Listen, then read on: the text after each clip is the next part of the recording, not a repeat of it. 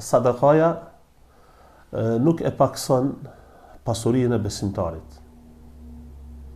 Bile, ai i cili jep sadak e pastron pasurinë e tij dhe ka garantuar që ajo do të shtohet padyshim.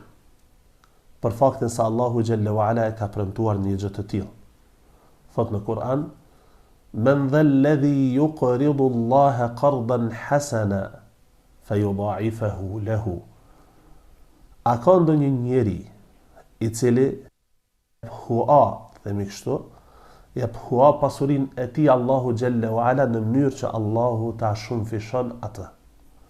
Pra Allahu i lartësuar sadakatet të cilat njerëzit i japin dhe ndihmojnë të tjerët, Allah bëhet shkak, themi kështu, bëhet sadakaja shkak që Allahu t'ia shtoj edhe më shumë pasurinë e tij. Thot pejgamberi sallallahu alaihi wasallam në një hadith të cilën e përcjell nga Allahu xhalla wa ala, e që në shkencat e hadithit këtij hadithi thuhet si hadith qudsi, kur pejgamberi thot, ka thënë Allahu xhalla xjalaluhu: "Ya ibn Adam, unfiq alejk." O biri Ademit, o njeri, shpenzo nëse don që Allahu xhalla wa ala të shpenzoj për ty.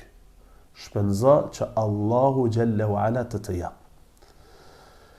Ai i cili jep sadaka është i sigurt në këtë botë edhe në botën tjetër. Allahu këtë gjë e ka garantuar. Thot në Kur'an: "Walladhina yunfiquna amwalahum bil-layli wan-nahari sirran wa 'alaniyatan falahum ajruhum 'inda rabbihim wala khawfun 'alayhim wala hum yahzanun." Edhe ata të cilët japin nga pasuria e tyre, pasuria e tyre ditën dhe natën, fshehtas dhe hapur, falahum ajruhum 'inda rabbihim, te Allahu xhalla wa ala do të shpërblehen padyshim, wala khawfun 'alayhim wala hum yahzanun. Për ata nuk do të ketë frikë në dynjë, e gjithashtu për atë që i pret në ahiret, sikur nuk do të brengosën kurrnjëherë as për pasardhësit e tyre të cilët i kanë lënë në këtë dynjë.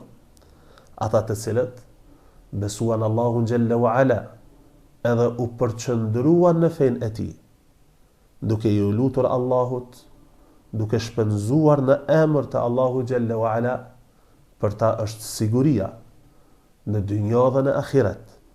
Thot pejgamberi, thot Allahu xhalla wa ala: "Innal ladhina qalu rabbuna Allah thumma istaqamu tatanazzalu alayhimul malaikatu alla takhafu wala tahzanu wa abshiru bil jannati allati kuntum tu'adun."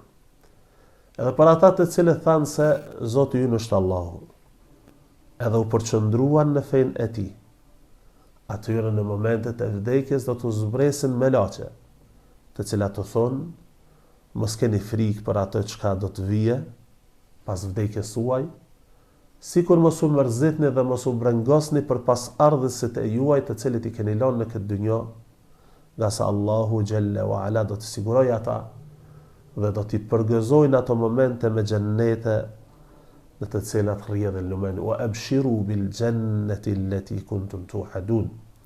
Edhe për juve tani më janë premtuar dhe janë garantuar xhennetet për të cilat ishit premtuar më herët.